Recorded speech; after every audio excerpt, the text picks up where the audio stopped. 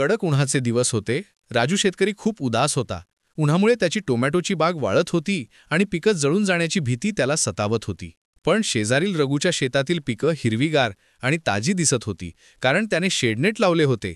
राजू रघूला विचारतो, मी एकदा शेतात शेडनेट लावलं होतं, पण ते 3 महिन्यातच फाटलं.